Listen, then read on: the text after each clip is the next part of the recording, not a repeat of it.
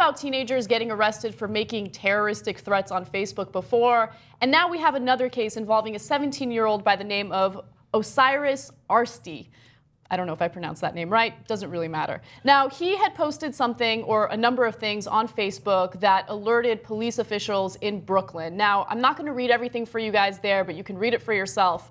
One of the things that got him into a lot of trouble was the fact that he used an emoji of a police officer getting shot, okay? So you see that, he used 3 guns in one of his status updates.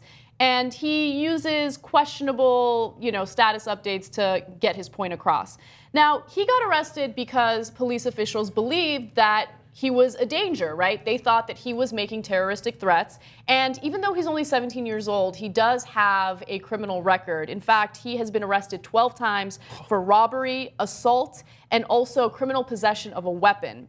Now, usually when we do these stories, I'm against the teenager getting arrested because a lot of people write a lot of stupid things on Facebook. It doesn't mean that they're actually a threat to police officials. But remember, 2 cops just recently got shot to death in New York. There is a lot of paranoia among police officials as a result of that.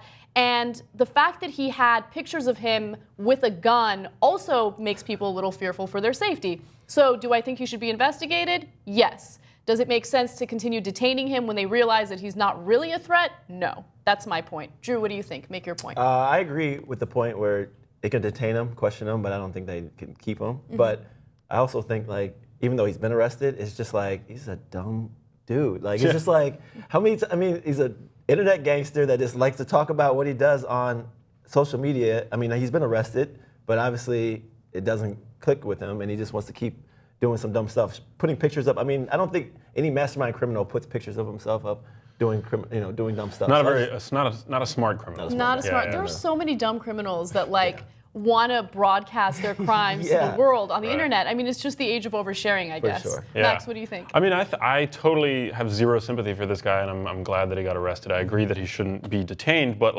we live in an age where this guy had enough red flags where, you post something like this, you should pay some kind of penalty for that. I mean, the guy who you referenced who killed those 2 cops in Brooklyn posted on Instagram that he was going to do it. There were warning signs that, if we would have flagged that, or if somebody would have flagged that, that tragedy wouldn't have happened. So that's actually a really great point. The shooter did post some warnings on social media, and unfortunately, there wasn't enough time to actually act. So here's the personal question for the story: has a public Facebook post or a tweet ever gotten you in trouble, Drew? Luckily, especially in my NFL career, I was just on the cusp of just the social media boom when I retired. So 2008, Twitter was just getting so I lucked out of that. So no, I haven't gotten in trouble, but I know I probably would have gotten in trouble you're out with your friends and saying something, seeing some games or drinking with your friends and I passed that. I got away with that, but. So what about currently? Have you ever I don't know, maybe liked a picture on Instagram that got a girl you were dating upset? Oh. Yeah, for sure. Oh, yeah? That counts too? That counts. That counts. It doesn't have to be for the cops.